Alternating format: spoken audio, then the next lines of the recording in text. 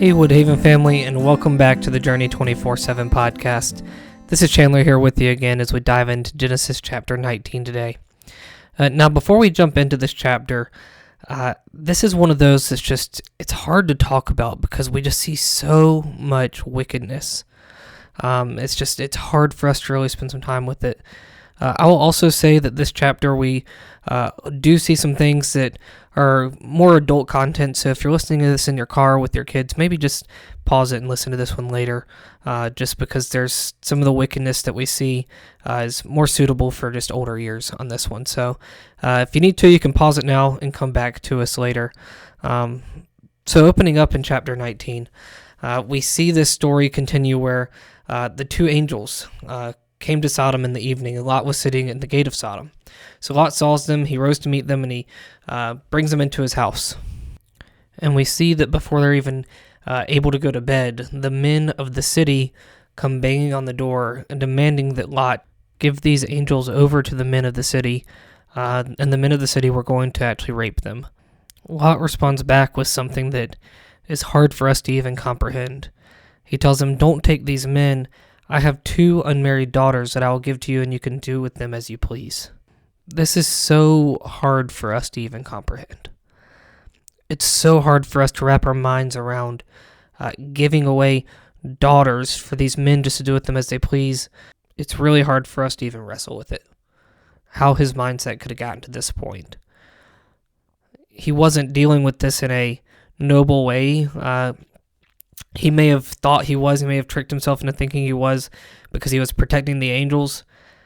But no, he was offering up his daughters just to have these awful acts done to them.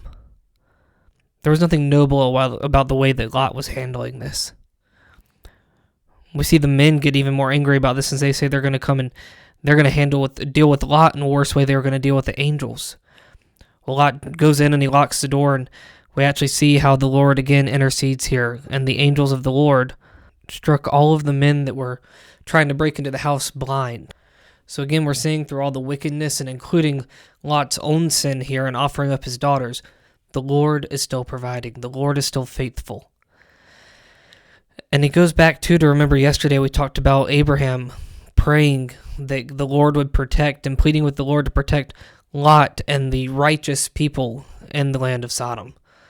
And this is the Lord remembering those prayers, and he is protecting Lot.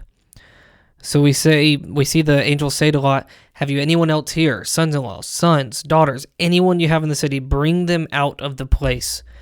They tell him, "We are about to destroy this place because their sin is so great that their outcry against his people has become so great before the Lord that the Lord has sent them to destroy it."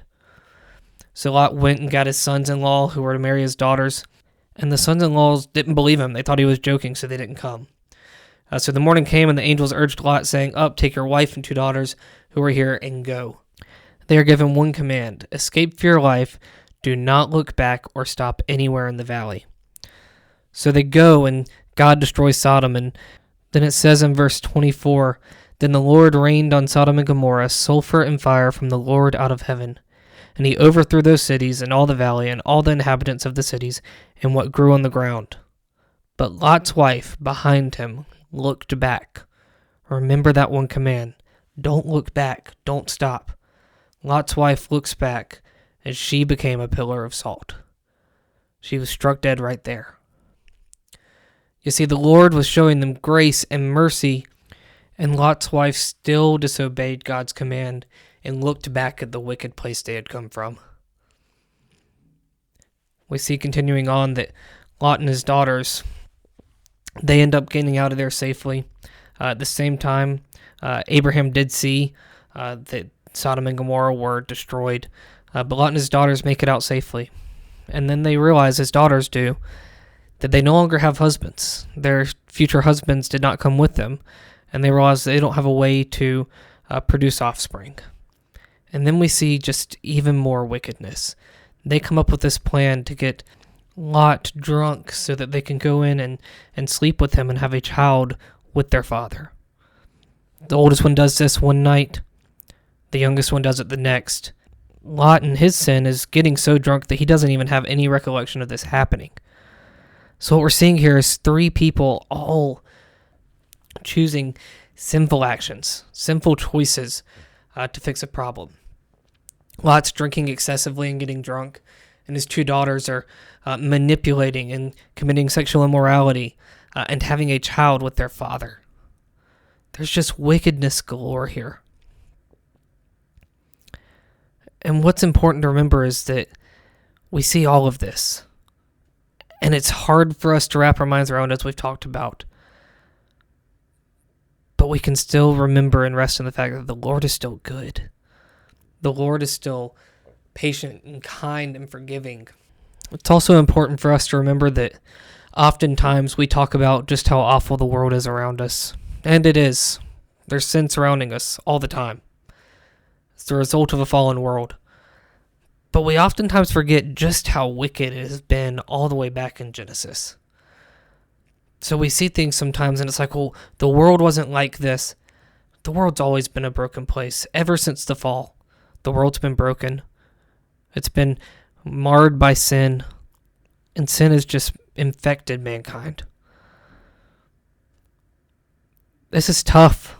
It's difficult. But it's important for us to remember the gospel through it all. That in all of this, it still leads us to Christ and what he did on the cross and his resurrection.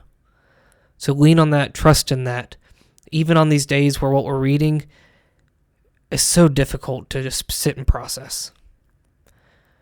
We'll pick back up tomorrow in Genesis chapter 20. Thank you so much for joining with me today. Again, I know that studying these scriptures, some of these can be really tough, but just keep pushing through, keep persevering. And the Lord's going to teach us so much through it.